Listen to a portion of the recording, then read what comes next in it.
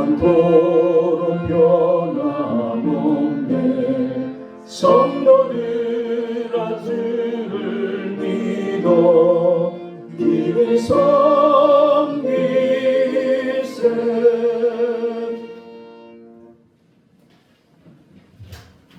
기도하시겠습니다.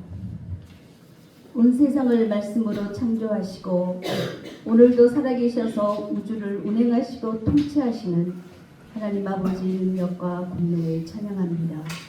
오늘 이 시간 성전에 모여 주님을 예배하게 하시는 은혜를 감사드립니다. 우리의 영혼이 예배 가운데 임재하시는 주님을 만나는 축복의 시간이 되게 하여 주셔서 온 마음을 다하여 주님의 말씀을 듣고 순종하는 믿음의 성도들로 성숙하게 하여 주시옵소서. 유난히도 추웠던 지난 겨울을 은혜로 지켜주셔서 잘 견디게 하심을 감사합니다. 더욱 이 환절기의 영육간의 강건함으로 지켜주시옵소서. 거룩하신 아버지, 이 나라와 민족을 사랑하시고 수많은 어려움 속에서도 보호하시며 인도하시는 역사로 이 땅을 지켜주셨음을 감사합니다. 이 시간 105년 전 한반도 땅에 울려 퍼졌던 독립 만세의 위침을 기억하며 예배를 드리게 하심을 감사합니다. 많은 선조들이 일제의 침략에 항거하여 주권을 되찾기 위해 목숨을 바쳤던 그날의 함성을 주님께서 들으시고 이 민족을 살려주셨음을 감사드립니다. 특히 일제의 압제 속에서도 끝까지 믿음을 지키며 신앙과 정의를 위해 헌신한 믿음의 선배들을 기억하며 그들의 신앙과 용기를 본받아 살아가게 하여 주시옵소서. 그들이 외쳤던 자유와 평화의 깃발이 오늘날에도 높이 휘날리게 하시고 대한민국이 거룩한 제사장 국가로서 주님의 뜻을 이루어가는 나라가 되게 하여 주시옵소서. 살아계신 아버지, 이 나라 이 민족을 긍휼히 여기사 갈등과 대립이 아닌 화해와 용서의 길로 나아가게 하셔서 오직 주님의 공유와 사랑 안에서 하나 되게 하시고 진정한 평화와 화합을 이루는 자유 대한민국이 되게 하여 주옵소서. 교회가 이 나라의 부흥과 회복을 위해 헌신하게 하여 주시옵소서. 복음의 능력이 사회의 모든 영역에 역사하셔서 어두운 시대 속에서 빛과 소금의 역할을 감당하며 이 나라와 민족을 위한 중보자의 사명을 다하게 하여 주시옵소서. 이 땅의 정의와 공의가 강물처럼 흐르게 하시고 불의와 거짓이 사라지게 하시며 하나님의 통치가 이루어지는 나라가 되게 하여 주옵소서. 모든 지도자들이 공의를 따르게 하시고 국민들은 진리를 따라 바른 선택을 하게 하여 주시옵소서. 아버지, 주님의 몸된 영성 교회가 세상을 치유하며 복음을 전하는 공동체가 되게 하셔서 사랑과 위로가 넘치는 축복으로 채워주시고 연로하신 어르신들이 심신을 지켜주심으로 따뜻한 봄날 예배의 자리에 나올 수 있도록 건강을 회복시켜 주시옵소서. 선교지에 세우신 교회들도 복음의 사역을 잘 감당할 수 있게 하여 주시옵소서. 이 시간 말씀을 선포하시는 목사님을 성령으로 충만케 하셔서 진리와 생명의 말씀이 선포되게 하옵시고 우리의 어두워진 귀와 마음을 열어주셔서 주님을 만나는 축복을 허락하여 주시기를 원합니다. 성가대의 찬양을 희망하여 주시고 특별히 이번 주간 시장 때는 사순절을 기도와 묵상으로 경건하게 지내게 하여 주시옵소서. 이 시간 전국에서 드려지는 주일 예배를 주님께서 기뻐 받으시고 교회마다 주님의 보혈로 덮으셔서 온전히 하나님께만 영광을 돌리게 하여 주시옵소서. 감사드리며 우리를 구원하신 예수 그리스도의 이름으로 기도드립니다. 아멘.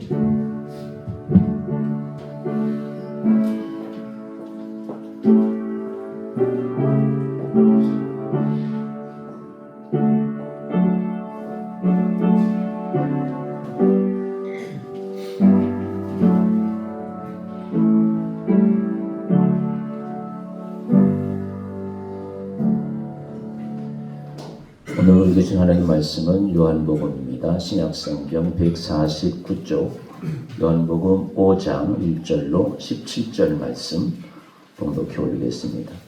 그 후에 유대인의 명절이 되어 예수께서 예루살렘에 올라가시니라. 예루살렘에 있는 양문 곁에 히브리 말로 베데스라 하는 곳이 있는데 거기 행렬 타설이 있고 그네 많은 병자 맹인 다리 저는 사람 혈기 많은 사람들을 누워 물의 움직임을 기다리니 이는 천사가 가끔 못에 내려와 물을 움직이게 하는데 움직인 후에 먼저 들어가는 자는 어떤 병이 걸렸든지 낫게 되밀어라. 거기 38해 된 병자가 있더라. 예수께서 그 누운 것을 보시고 병이 벌써 오래된 줄 아시고 이르시되 네가 낫고자 하느냐? 병자가 대답하여되 주여 물이 움직일 때 나를 못에 넣어주는 사람이 없어 내가 가는 동안에 다른 사람이 먼저 내려가나이다. 예수께서 이르시되 일어나 내 자리를 들고 걸어가라 하시니 그 사람이 곧 나아서 자리를 들고 걸어가니라. 이날은 안식일이니 유대인들이 병 나은 사람에게 이르되 안식일인데 내가 자리를 들고 가는 것이 옳지 아니하니라. 대답하되 나를 낳게 한 그가 자리를 들고 걸어가라 하리라 하니 그들이 묻되 너에게 자리를 들고 걸어가다 하는 사람이 누구냐 하되 고침을 받은 사람은 그가 누구인지는 알지 못하니 이는 거기 사람이 많음으로 예수께서 이미 피하셨습니다. 그 후에 예수께서 성전에서 그 사람을 만나 이르시되 보라 내가 나았으니 더 심한 것이 생기지 않게 다시는 죄를 범하지 말라 하시니 그 사람이 유대인들에게 가서 자기를 고친 이는 예수라 하니라. 그러므로 안식일에 이러한 일을 행하신다 하여 유대인들이 예수를 박해하게 된지라. 예수께서 그들에게 이르시되 내 아버지께서 이제까지 일하시니 나도 일한다 하시매 유대인들이 이로 말미암아 또 예수를 죽이고자 하니 이는 안식일을 범할 뿐만 아니라 하나님을 자기의 친아버지라 하여 자기를 하나님과 동등으로 삼으심이로라. 아멘.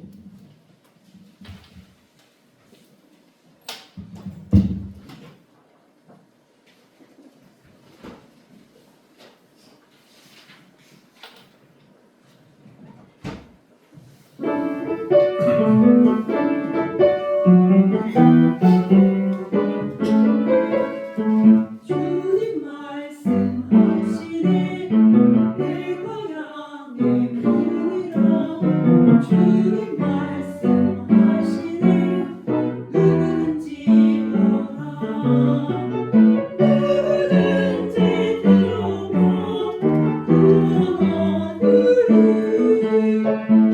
들어가고 나면 생명의 꿀거리 주님 말씀하시네 나에게 나오라 나의 자녀 너희들이 쉬게 하리로다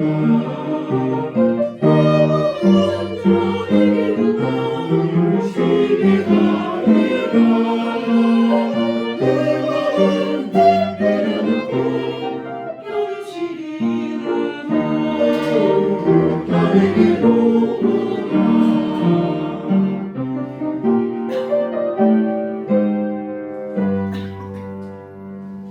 주님 말씀하시니 너희들이 오류하고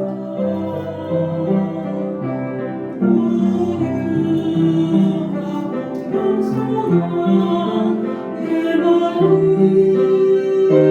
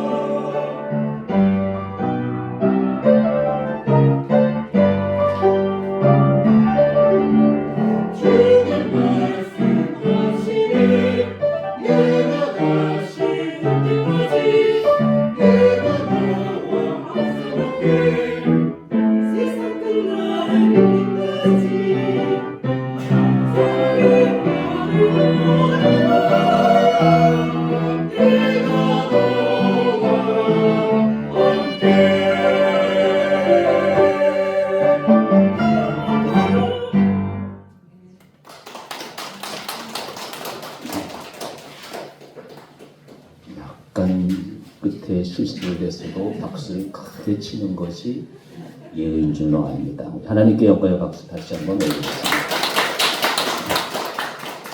교회 소식 알려드리겠습니다. 사순절 시작합니다. 3월 5일부터 수요일부터 사순절 시작합니다. 그리고 4월 19일까지 종료주를 거쳐서 부활주 한 달 반 정도 우리가 주님 생각하시면서 복된 기쁜 시간들이 되시기를 바랍니다. 그리고 기도문은 세 파트로 나누어가지고 196 중보기도, 보혈기도, 시편기도 순으로 진행하도록 하겠습니다. 이제 오늘은 196 기도문 2번과 그리고 뒷장을 우리가 많이 안 했는데 2번과 5번 예배를 위해서 나라를 위해서 함께 기도드리도록 하겠습니다. 2번 이 나라를 위해서 같이 기도드리겠습니다. 주여 나라의 주권을 찾기 위해 맨몸의 선조들이 태극기를 흔들던 이 3월에 이 땅 모든 이들의 마음속에 나라 사랑의 마음을 주옵소서. 선하고 바른 것을 따르는 마음을 이 땅 모든 이들에게 허락하옵소서. 나라의 법이 모든 이들에게 공정하게 적용되게 하시고 특정 집단을 위하여 편향되지 않게 하옵소서. 사회 각곳에서 안악하는 반국가 세력들을 통치하여 주시고 국회가 진정 나라를 번성케 하고 안정케 하는 것이 되게 하옵소서. 아멘. 뒷장에 5번 예배를 위해서 같이 기도합니다. 주여 믿음으로 예배하는 모든 교우들의 심령 속에 하늘의 생수를 부어 주옵소서. 지치고 고단한 몸과 마음이 쉼을 얻고 회복되게 하옵소서. 하나님의 밝은 빛을 비추사 어둠의 영들은 모두 떠나가게 하시고 참 자유와 평안을 누리게 하옵소서. 신령과 진정으로 찬송하고 기도하며 부드러운 마음으로 말씀을 듣게 하옵소서. 예배를 진리하고 말씀을 전하는 주의 종들에게 성령을 부으시고 하나님의 뜻대로 인도하여 주옵소서. 아멘. 강 목사님 말씀 전해주십시오.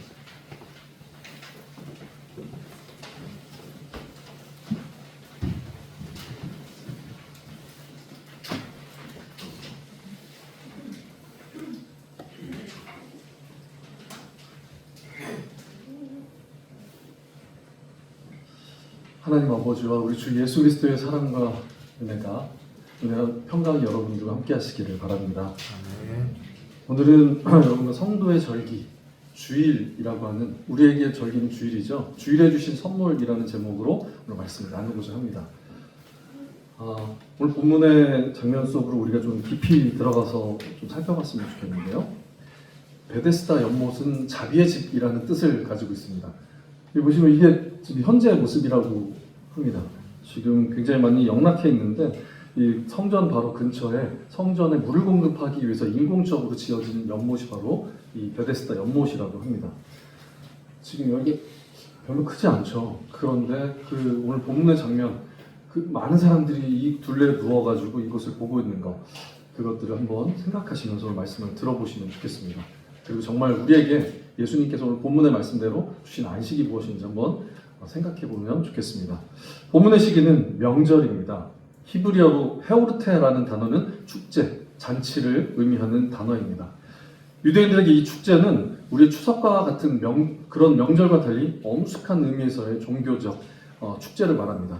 이 축제의 기간 동안 예루살렘, 아니 이스라엘 모든 남자들은 예루살렘을 순례해야 했습니다. 본문의 명절이 정확히 어떤 절기였는지 나타나 있지는 않습니다. 그럼에도 명절이라는 단어로 예상할 수 있는 것은 예루살렘이 평소보다 더 북적거리고 많은 사람들의 방문과 순례로 활기에 차 있을 것이라는 점입니다. 그러나 명절 기간에 그 예루살렘에 있는 그 양문벽 베데스다 연못은 절기를 지키기 위해서 북적이는 예루살렘 그 시내 곳곳과는 상관없는 장면들이 펼쳐져 있는 곳이었습니다. 그곳은 온통 많은 병자와 맹인과 다리 저는 사람, 혈기 마른 사람, 갖가지 병들을 가진 사람들이 지친 몸을 누인 채 그냥 조용히 적막하게 이 연못만을 바라보고 있는 자리였습니다. 건강한 사람들을 위한 자리가 아니라 아픈 사람들을 위한 자리였습니다. 그들에겐 명절도 안식일도 아무런 의미를 주지 못했습니다. 베데스다 못 곁에 다섯 행각에는 먼저 자리 잡은 병자들로 가득했습니다. 건강한 사람들은 이 못 곁으로 오려 하지 않았겠죠. 유대인의 규례 중에는 부정한 질병에 걸린 사람을 만질 경우에는 만진 사람마저 부정해진다는 규례가 있습니다. 그런데 명절을 위해서 몸을 정결하게 하고 예루살렘을 방문했던 사람들이라면 구태여 베데스다 연못을 찾을 이유가 하나도 없었겠죠. 그렇게 베데스다 연못에는 예루살렘에 가득한 명절의 활기하는 반대로 어떤 소리가 들렸을까요? 신음소리, 오랜 세월의 고통에 시달려온 사람들의 암울한 얼굴, 기다림에 지쳐서 초점 없는 눈으로 베데스다 연못만을 바라보는 사람들만 처연한 모습으로 모여 있었겠죠.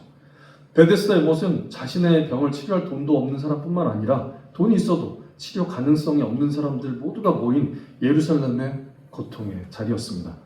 베데스다 연못이야말로 다른 소망을 다 잃어버린 사람들의 모인 자리였습니다. 그들에겐 언제일지 모르는 그 베데스다 못의 움직임, 천사가 내려와서 움직여준다고 하는 그 언제부터 시작된 뭐 전설인지 모르는 그 이야기만을 바라고 그 움직임만을 바라고 그런 막연한 기다림 외에는 아무런 소망도 없이 누워 있는 자리였습니다.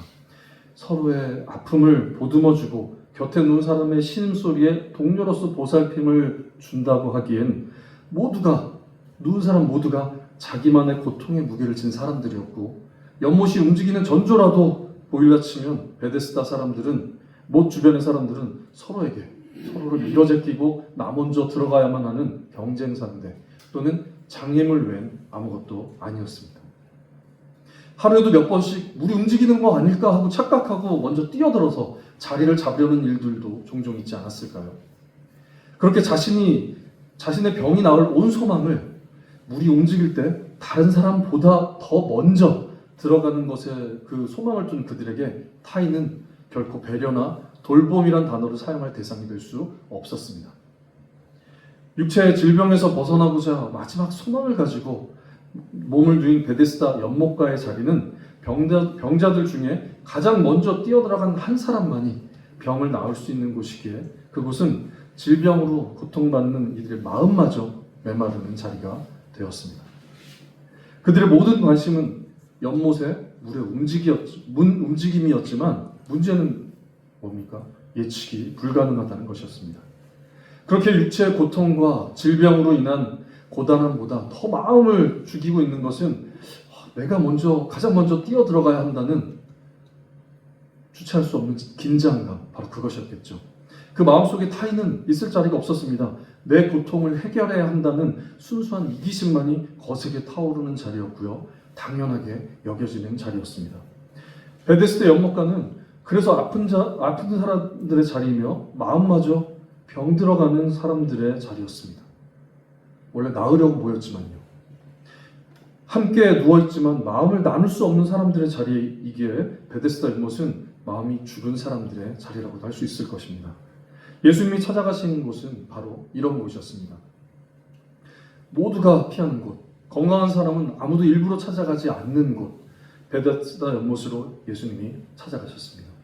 경쟁과 견제로 육체는 살아 연명할 뿐 이미 마음이 죽은 죽음의 자리에 주님이 찾아가셨습니다. 그 자리에서 주님은 오늘 본문을 통해서 보시듯이 38년이나 알아온 병자를 만나십니다. 예수께서 그 누운 것을 보시고 병이 벌써 오래된 줄 아시고 이르시되 내가 낫고자 하느냐. 병자가 대답하되 주여 우리 움직일 때 나를 못에 넣어주는 사람이 없어. 내가 가는 동안에 다른 사람이 먼저 내려가나이다. 예수께서 이르시되 내 자리를 들고 걸어가라 하시니 그 사람이 곧 나와서 자리를 들고 걸어가느라. 이날은 안식일이니. 한 평생이라고 할 만큼 오랜 시간 38년의 시간을 고통 가운데 누워 있어야만 했던 그에게 예수님께서 찾아오셨습니다. 오직 베데스다 연못으로 가장 먼저 뛰어드는 것만이 그의 생애에 유일하게 남은 암울한 소망이지만 물이 움직일 때 정작 자신을 도와줄 사람이 하나도 없는 그는 모든 사람들이 다 뛰어드느라 서로 밀치고 물로 들어가고 나서야 느리게나마 온 힘을 다해 물로 들어가는 게 전부였을 텐데 그렇게 베데스다 연못의 자리는 그에겐 희망의 마지막 남은 희망의 자리이면서 동시에 불가능함을 매번 처절하게 느끼게 하는 절망의 자리였을 것입니다. 그걸 알면서도 베데스다 연못가에 누워서 자리를 지킬 수밖에 없는 이유는 그에게 마지막 남은 희망을 인생의 희망을 발견할 수 있는 유일한 장소가 자신에게 절망만을 남기는 베데스다 연못가 외에는 아무 곳에서도 찾아볼 수 없기 때문입니다. 그런 그에게 예수님께서 물으신 겁니다. 내가 낫고자 하느냐? 여러분이라면 뭐라고 대답하시겠어요? 네, 낫게 해주세요. 그러니까 정상적인 대답이겠죠. 그러나 38년 된 병자는 이렇게 대답합니다. 주여, 물이 움직일 때 나를 못에 넣어주는 사람이 없어서 내가 가는 동안에 다른 사람이 먼저 내려가나이다. 예수님이 누구신지 알지 못하는 그는 낫고자 하느냐 하는 질문에 그가 아는 유일한 방법, 물에 들어가지 못합니다 라는 그것을 하소연하고 있습니다. 못에 들어가는 경쟁에서 이길 방법이 없는 것이 자신에게 가장 큰 문제라고 하는 것입니다. 사람이 그에게 줄 수 있는 유일한 도움은 물이 움직일 때 못에 넣어주는 것 외에는 없다고 생각하는 그는 예수님의 말씀에 낫고 싶습니다 라고 대답할 수가 없었던 것이죠. 그는 당연한 대답마저 할 수 없게 된 불가능한 소원에 묶여 마음마저 죽어있는 병자일 뿐이었습니다. 베데스다 연못가는 38년 된 병자에게 물이 움직이면 뛰어들어가야 하는 긴장의 자리였고요. 그럼에도 다른 사람보다 먼저 들어갈 수 없는 절망의 자리였습니다. 그에게 베데스다 연못가는요, 눈을 떼서는 안 되는 쉼없는 경쟁의 자리였습니다. 절망 같은 소망에 매인 채 떠날 수 없는 족쇄의 자리였습니다. 긴장과 절망, 경쟁과 의미 없는 희망의 족쇄에 묶여있는 그에게 안식은 죽음 외에는 경험할 수 없는 영원히 먼 단어일 뿐이었습니다. 그런 그에게 예수님께서 말씀하십니다. 일어나 내 자리를 들고 걸어가라. 수십 년 동안 낫고자 했으나 나을 수 없었던 베데스다 연못가에서도 불가능과 절망 외에 남기지 않았던 자기의 질병을 향해서 자신을 향해서 이름 모를 한 분이 말씀하십니다. 일어나 내 자리를 들고 걸어가라. 그 사람이 곧 나아서 자리를 들고 걸어가니라. 이날은 안식일이니 곧 예수님은 말씀으로 그를 회복시키셨습니다. 예수님은 38년의 질병과 오히려 희망의 족쇄로 그를 얽어매던 베데스다의 절망을 끊고 그를 회복시키셨습니다. 그리고 그는 곧 나았습니다. 38년이나 아니 앞으로도 해결할 가능성이 없던 질병을 예수님께서 낫게 해주셨습니다. 그는 자리를 들고 일어났습니다. 걸었습니다. 그의 인생에서 처음으로 경험하는 일들의 연속이었습니다. 그는 스스로 일어났고 38년 자신의 인생을 쏟아부었던 자리, 그렇게 벗어나고 싶었던 그 조그만 감옥을 나와서 이제 그는 그 자리를 들고 힘차게 걷기 시작했습니다. 너무 감격적이죠? 이 순간 그의 마음이 어땠을까요? 참된 희열과 감격으로 가득했을 겁니다. 그토록 바라던 병에서 나음을 얻던 그는 꿈꾸는 것 같은 마음으로 걸었습니다. 그가 그토록 바랬지만 누릴 수 없었던 안식이 갑자기 이름 모를 그분을 통해서 찾아왔던 것입니다. 이날은 안식일입니다. 하나님께서 복 주시고 거룩하게 하신 날, 안식의 날입니다. 그 전까지 병자로 누워있던 그에게 아무런 상관도 없던 날이죠. 38년 동안 단 한 번도 자신에게 어떤 의미도 주지 못했던 안식이었지만 오늘은, 적어도 오늘은, 자리를 들고 걷고 있는 오늘은 그에게 세상 누구보다 참된 안식을 누리는 날이 되었습니다. 그의 인생에서 정말 참되고 복되고 거룩한 날이 되었습니다. 그는 지금 그 누구보다 하나님이 주신 참 안식을 누리고 있는 사람일 것입니다. 그런데 참된 안식의 기쁨이 가득한 그의 앞에 38년 동안 그 지난한 괴로움의 세월을 뒤로하고 힘차게 걷기 시작한 그의 앞을 갑자기 막아서는 어두운 그림자들이 다가옵니다. 누구입니까? 38년 동안 단 한 번도 자신에게 관심조차 주지 않았던 동족 유대인들입니다. 그들은 왜 이제서야 그에게 관심을 가지는 것일까요? 몰려온 유대인들의 첫 번째 관심은 자리를 들고 걸어가는 행위였습니다. 그가 베데스다 연못에 있었든지 38년 동안 아팠던지 그가 나음을 입었던지 그런 것은 하나도 중요하지 않았어요. 그들이 지금 보는 것은 지금 안식일날 자리를 들고 걷고 있는 행위 그 자체, 그것 외에는 아무것도 아니었습니다. 그 먼저 자리를 들고 걸어가는 것으로부터 안식일 규례를 위반하는 것을 지적하고 있던 것이죠. 근데 놀라운 것은 이후에 내가 고침을 받아서 걸어가고 있는 것이다 라고 말을 하지만 그럼에도 불구하고 그들은 어떻게 대답을 축하해 정말 다행입니다 라고 얘기하는 것이 아니라 오히려 아니 안식일에 고침을 받았다고 그건 안식일 규례 위반이라고 따지기 시작합니다. 여러분 안식일에 병을 고치면 안 되는 이유가 계명으로부터 하나님 주신 계명으로부터 나온 것일까요? 아닙니다. 그것은 사람으로부터 나왔고요. 전통으로부터 나왔고요. 사람을 위해서 주시는 계명을 이제 반대로 사람을 배제하기 위한 계명으로 사용하는 그런 사람들로부터 나왔습니다. 그들에게 병을 고치는 것은 일일 뿐이었습니다. 38년 된 병자가 그토록 오랜 시간 베데스다 연못에 누워 바랬던 그 나음은 안식일 규례를 이야기하는 사람들에게는 아무런 관심의 대상도 되지 못했습니다. 38년 동안 그가 얼마나 죽음과도 같은 그 홀로 감당해온 그 고통을 철저히 그들에게는 남의 이야기일 뿐이었습니다. 유대인들이 입을 모아 지탄의 이유로 삼는 그 계명, 그 기준 앞에서 하나님이 주신 진짜 안식, 지금 이제 나음을 입은 사람이 누리는 진짜 안식은 아무런 고려의 대상이 되지 않고 있었습니다. 38년간 자신을 올가맨 그 자리, 누워있던 자리가 안식일의 규율 앞에 또 다른 장애물이 되고 있는 상황이었습니다. 베데스다 연못가에서 말씀하시는 분 덕분에 벗어난 그 자리가 해방과 회복의 기쁨을 맛보자마자 또 다른 억압과 판단의 이유가 되어버렸습니다.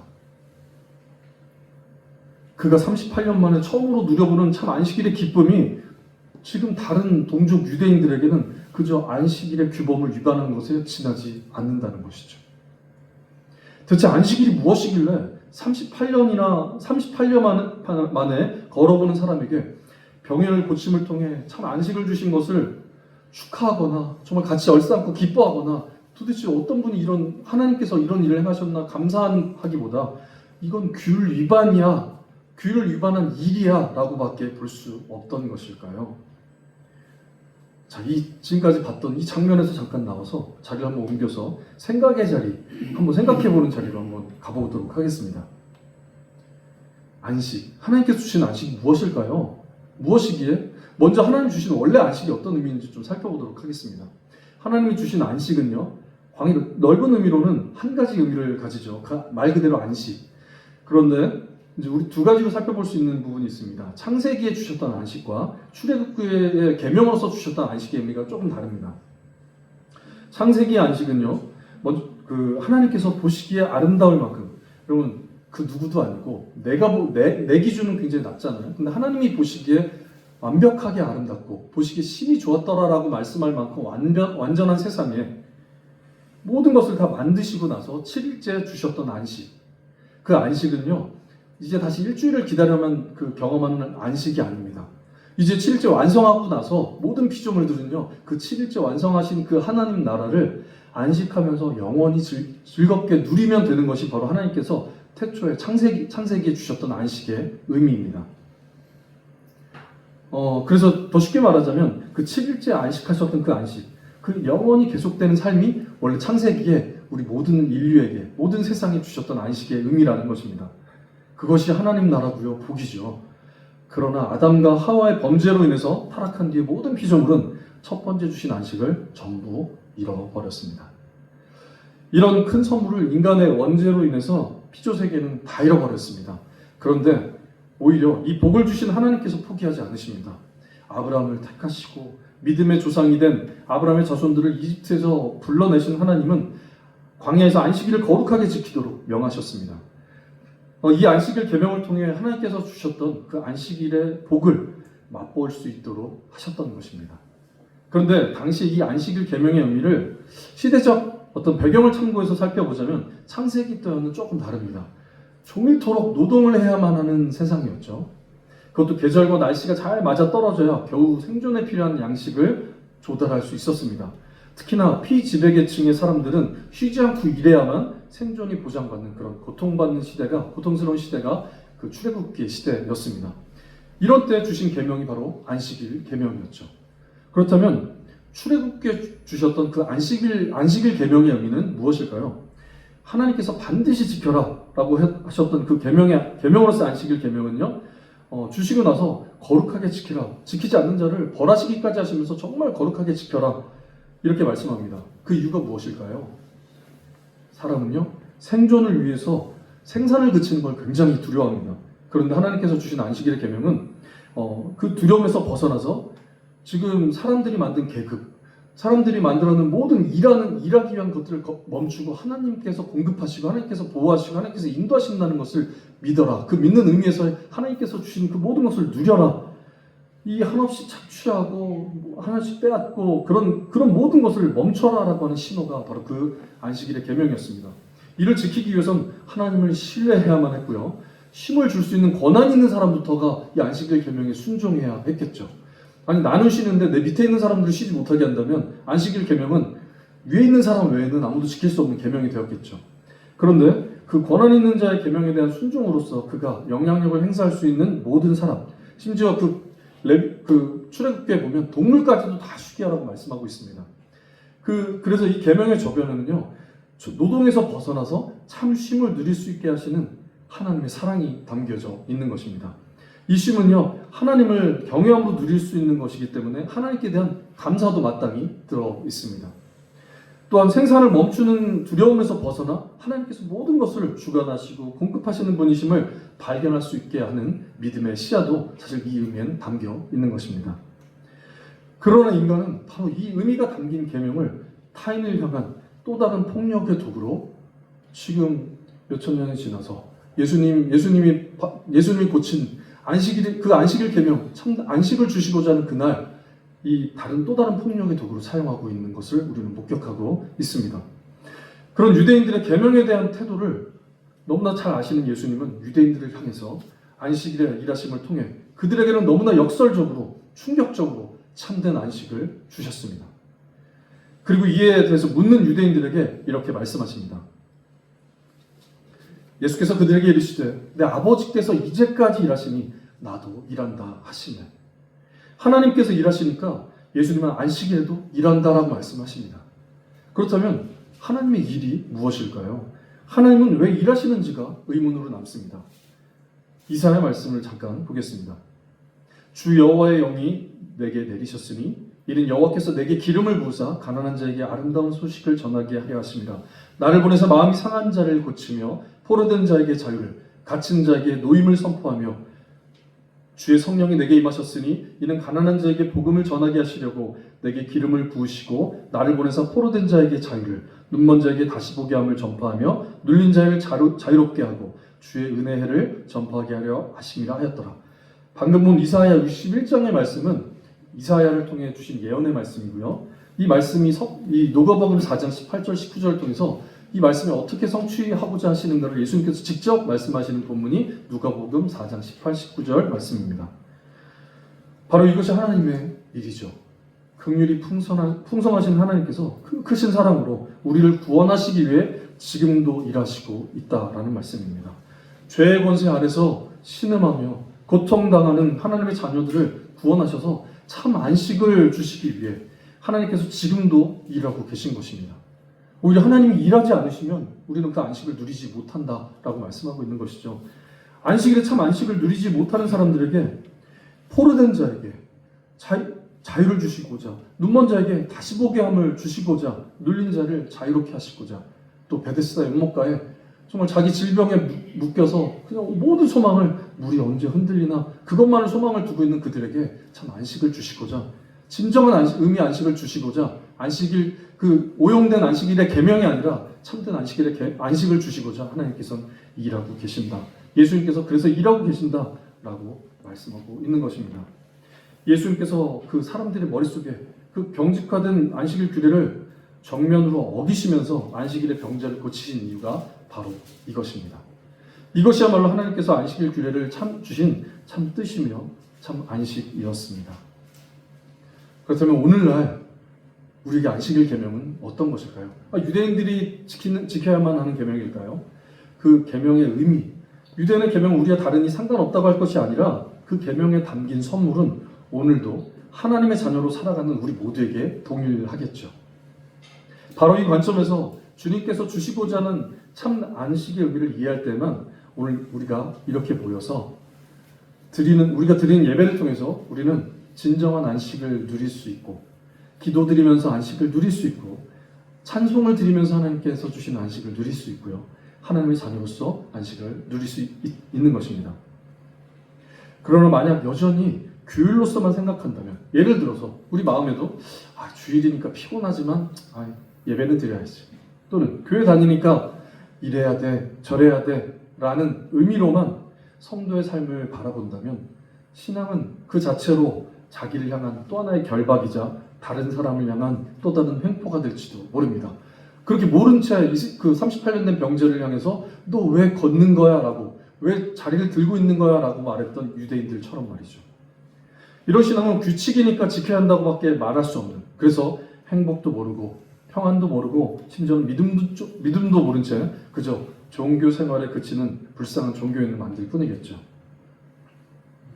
서두에서 말씀드렸던 유대인들이 명절이 오늘날 주일이라는 축제로 우리에게 다가오고 있습니까? 이 축제 한가운데 무엇이 있죠? 바로 예배가 있습니다.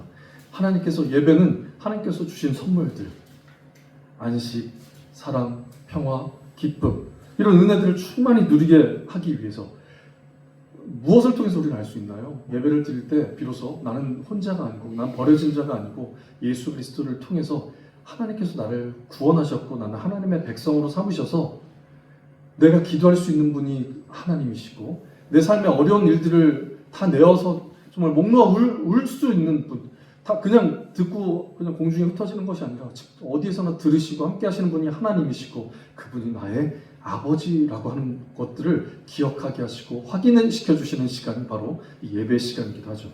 그뿐입니까? 정말 하나님께서 주신 기쁨이 충만한 시간이고요. 정말 하나님이 하나님 되심을 알게 하는 시간이 바로 예배의 시간입니다. 우리의 삶에 이런 것들을 충만히 누릴 수만 있다면, 우리의 삶에 내가 원하는 현실의 변화가 있든 없든 그거 상관없이 하늘의 기쁨을 누리며 어제와 다른 오늘도 맞이할 수 있는 성도의 삶을 예배를 통해서 우리는 힘을 얻고 또 세상을 향해 나아갈 수 있게 되리라 믿습니다. 이 말씀을 통해 우리 모두가 하나님께서 우리에게 주시고자 했던 그 본의, 그 선물의 크기와 넓이를 맛보고요, 이해하면서 하나님 안에서 참된 안식과 기쁨 가운데 초대받은 사람이 바로 우리구나라는 것을 기억했으면 좋겠습니다. 그래서 초대받은 그 잔치 자리 한쪽 구석에 그냥 어떤 사람은 종교적인 우울에 빠져있는 모습이 아니라 이제 진짜 우리가 예배의 자리에서 여기가 축제 자리가 맞구나, 즐거움에 참여한 그 쾌활함이 우리 성도의 삶에 드러나고, 예배 속에서 유쾌함, 쾌활함, 어떻게 보면 좀 안 어울리는 표현이라고 생각할지도 모르겠어요. 근데 어떤 의미에서는 이 하나님께 주신 안식과 기쁨을 생각한다면 예배의 자리는 좀 더 환하게 웃는 모습, 쾌활한 모습, 유쾌한 모습들이 성도가 서로를 쳐다볼 때, 또 예배를 드리고 나서 성도가 서로를 대할 때 마땅히 보여야 되는 모습이 아닐까 생각해 봅니다. 자, 그럴 때 비로소 우리가 드리는 예배는 의미에서 벗어난 자유로운 영혼의 노래와 찬사가 될 것이고요, 하나님 나라 백성들이 누리는 축제고 잔치자리가 될 것입니다. 말씀을 기억하면서 우리가 정말 하나님께 주신 안식이 어떤 것인지, 주일날, 그러니까 유대인들에게 절기의 어떤 그런 것이 오늘날 우리에게는 안식이, 주일날 예배라고 한다면 이 주일 우리에게 주시는 안식의 의미는 정말 하나님께서 다른 어떤 종교적인 것이 아니라 예수님께서 38년 된 병자를 일으키셔서 그의 마음에 가득 채우셨던 그 기쁨, 그 회복인 것처럼 오늘 우리에게 주신 안식도 다르지 않구나. 내게 주신 그 안식을 하나님 내가 누리게 해주십시오. 내가 종교인으로서가 아니라 참 하나님의 자녀로서 이 시간 하나님 주신 안식을 마음껏 누리는 자리가 되게 해주십시오. 기도하면서 누리는 우리 모두가 되기를 소망합니다. 아멘. 우리 같이 말씀을 기억하면서 찬송하도록 하겠습니다.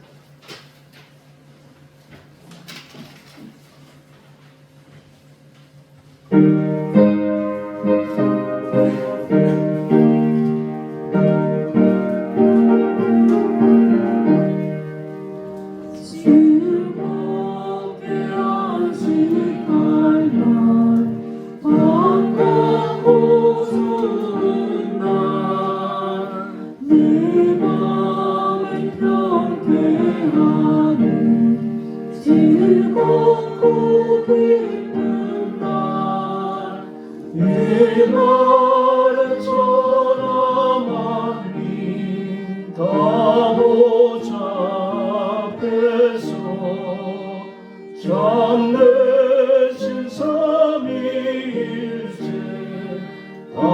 찬송 부르네 이날의 하늘에서 새 양식 내리네 성회로 모이라고 종소리 울리네 복음의 맑은 빛이 온 세상 비치며 또 영생 물이 흘러 시원케 하시네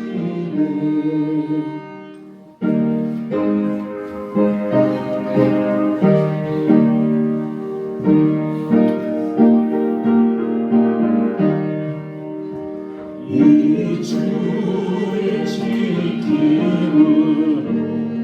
새 은혜 입어서 영원히 쉬는 곳에 다 올라가시라 성부께 찬미하고 성자와 또 성령 참되신 삼위일체 다 찬송 부르세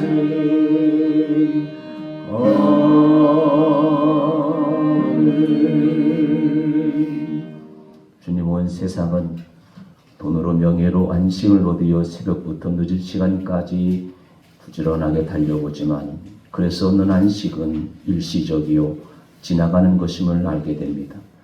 그런 이 세상에 주님은 우리에게 찾아오셔서 나를 믿는 자는 죽어도 살겠고 살아서 나를 믿는 자는 영원히 살리라고 말씀하시며 참 안식이 무엇임을 말씀해 주셨습니다. 사랑하는 주님, 내 안에 주님이 주인이 되셔서 주님께서 주시는 참 안식을 누리며 사는 지혜로운 성도들이 되게 하여 주시옵소서. 내 기도의 자리, 내 찬양의 자리, 내 감사하는 마음, 내 예배의 자리가 베데스다가 되게 하여 주시옵소서. 그리고 이제 남은 생에도 베데스다, 자비의 마음으로 하나님을 경외하고 자비의 마음으로 내게 주어진 모든 사람들을 사랑하며 섬기며 살아가는 하나님의 자녀들이 되게 하여 주옵소서. 따스한 봄에 우리 성도들, 지난 겨울에 아팠던 몸과 마음들, 그리고 경제적인 어려움도 다 회복되게 하여 주셔서 넘치는 사랑으로 살아가는 한 주간이 되게 하여 주옵소서. 예수님의 이름으로 간절히 기도드리옵나이다. 아멘. 어떻게 해야 복을 받습니까? 복음으로 살면 복 받습니다. 무슨 상을 받겠습니까? 하늘의 상을 받겠습니다.